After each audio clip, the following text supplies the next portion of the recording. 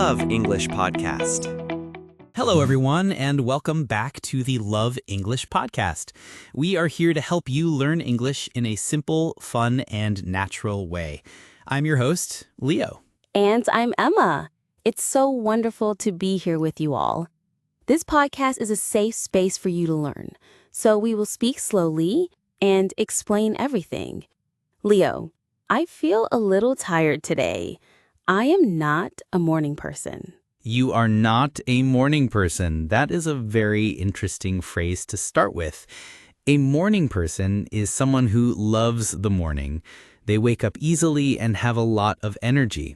So if you are not a morning person, that means you find it hard to wake up. That's me, exactly. And this brings us to our topic for today. How to talk about your morning routine. A routine is the set of things you do every day in the same order. It's a great topic for beginners because we use simple, everyday words. And we use the simple present tense because we are talking about habits and facts. For example, I wake up at 7 a.m. So to help our listeners, let's share our morning routines with each other, step by step. Do you want to go first, Emma, or should I? I think you should go first, Leo. Let's hear what a morning is like for you on a typical weekday. A typical day means a normal, regular day. So what time do you wake up? On a weekday, my alarm clock rings at 7 a.m. The alarm clock is the clock that makes a noise to wake you up. But I have a confession. A confession is when you admit a small secret. I do not get up at 7 a.m. Oh, so what do you do? I hit the snooze button. The snooze button is a button on your alarm clock that stops the alarm for a few minutes so you can sleep a little more. I probably hit it 2 or 3 times. Haha, so you are definitely not a morning person. So after you hit the snooze button a few times, what time do you actually get up? Get up means to get out of your bed. I finally get out of bed around 7:15 or 7:20 a.m. The first thing I do is I go to the bathroom. I splash some cold water on my face to help me wake up. Then I brush my teeth. I think that's a very common first step for many people. I agree. Brushing your teeth is a standard part of most morning routines. What's next for you? Do you take a shower in the morning? Yes, I do.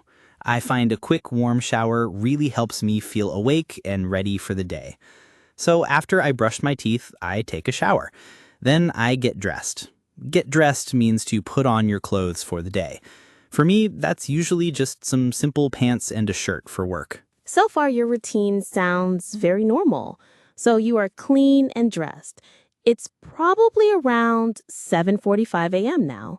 What's the next step? The next step is the most important step of the day. It's coffee. I cannot function without my morning coffee. To function means to work properly. My brain doesn't function without coffee. I understand that feeling completely. How do you make your coffee? Do you have a special coffee machine? I do. I have a simple drip coffee machine. I put the coffee and water in, press a button, and it makes the coffee for me. While the coffee is brewing, I make my breakfast. To brew is the verb we use for making coffee or tea. Ah, breakfast. The first meal of the day. What do you usually have for breakfast, Leo?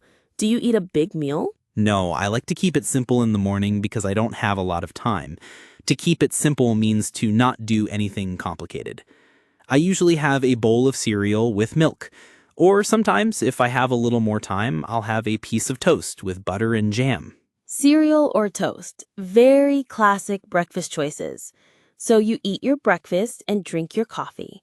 Do you do anything else while you're eating, like watch TV or read the news? That's a great question. I usually check the news on my phone. I like to know what's happening in the world before I start my day. I also check the weather so I know if I need to take a jacket or an umbrella. That's very practical. I do the same thing. Okay, so breakfast is finished. What's next on the Leo morning routine list? After I finish breakfast, I put my dishes in the sink, then I pack my bag for work. I make sure I have my laptop, my notebook, and my keys. Then at around 8:30 a.m., I leave the house. And how do you get to work? This is called your commute. Your commute is your journey from home to work. I take the subway to work. The subway station is just a 5-minute walk from my apartment. The subway ride itself is about 20 minutes. So my total commute is around 25 to 30 minutes. And then you arrive at work and your morning routine is officially over. That was a great, detailed description. You wake up, hit snooze, get ready, have a simple breakfast with coffee, and then commute to work. That's right. So now let's talk about you. You said you are not a morning person, which is the same as me, but is your routine different?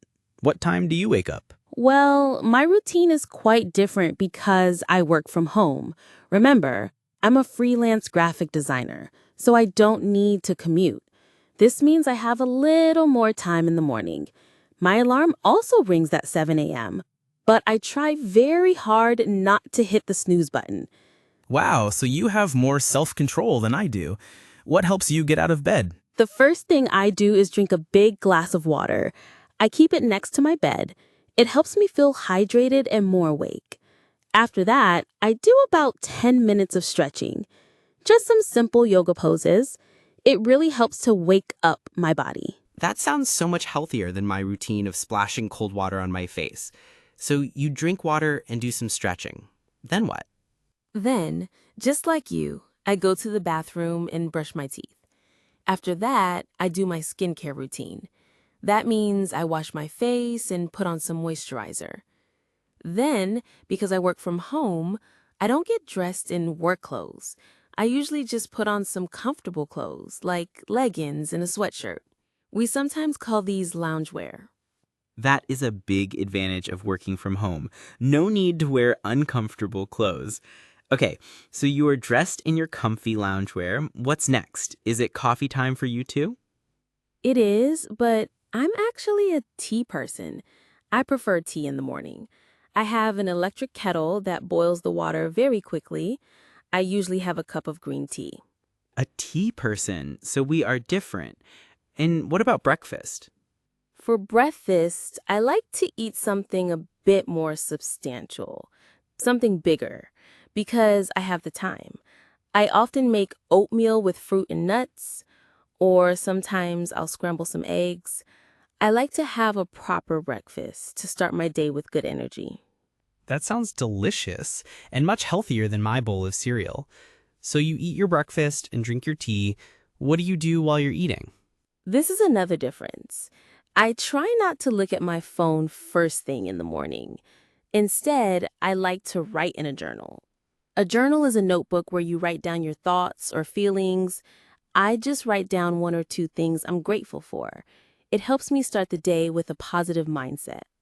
Emma, your morning routine is so calm and mindful. Mine feels so rushed in comparison. Well, it's just what works for me.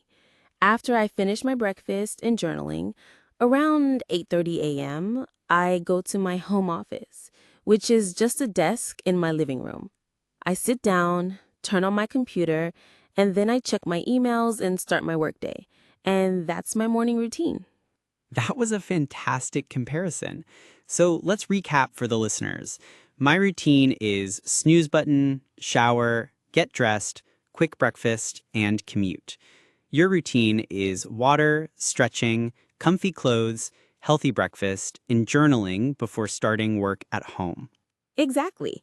It shows that everyone's routine is different. Now, let's talk about how the routine changes on the weekend. The weekend, Saturday and Sunday, is usually very different from a weekday. Oh, the weekend morning routine is the best routine. The main difference is that I don't set an alarm clock. I sleep in. To sleep in means to sleep later than usual. I usually wake up naturally around 9 a.m. I love sleeping in. It's one of the best parts of the weekend. So, what do you do after you wake up? The weekend morning is very slow and relaxed. I don't feel rushed. I'll still have my coffee, but I'll take my time.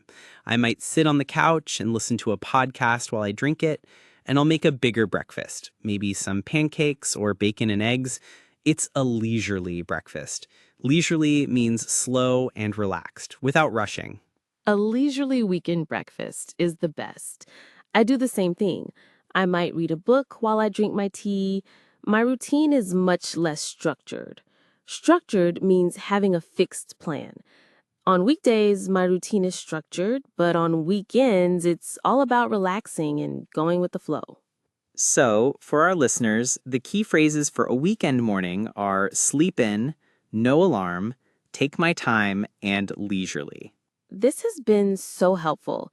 I think we have given our listeners so many simple words and phrases to describe their own mornings. I agree. Let's do one final quick recap of the most important vocabulary. We have alarm clock, snooze button, get up, brush your teeth, take a shower, get dressed. Then for breakfast, you can make coffee or make tea. You can have cereal, toast, oatmeal, or eggs. We also talked about the commute, which is the journey to work. You can take the subway, drive, walk, or work from home. And on weekends, you can sleep in and have a leisurely morning. It's a perfect summary. I think the best thing our listeners can do now is to think about their own morning routine. What is the first thing you do? What's the second thing? You can write it down and then practice saying it out loud. That is a wonderful piece of advice. Talking about your daily life is the foundation of conversation, and the morning routine is a great place to start. Well, talking about my morning has made me want another cup of coffee. That's all the time we have for today. We hope this episode helps you talk about your daily life with more confidence. Thanks for tuning in to the Love English podcast. We'll talk to you next time. Thanks for listening to Love English Podcast. Remember, every minute you spend learning English is an investment in your future. Keep learning and see you in the next episode.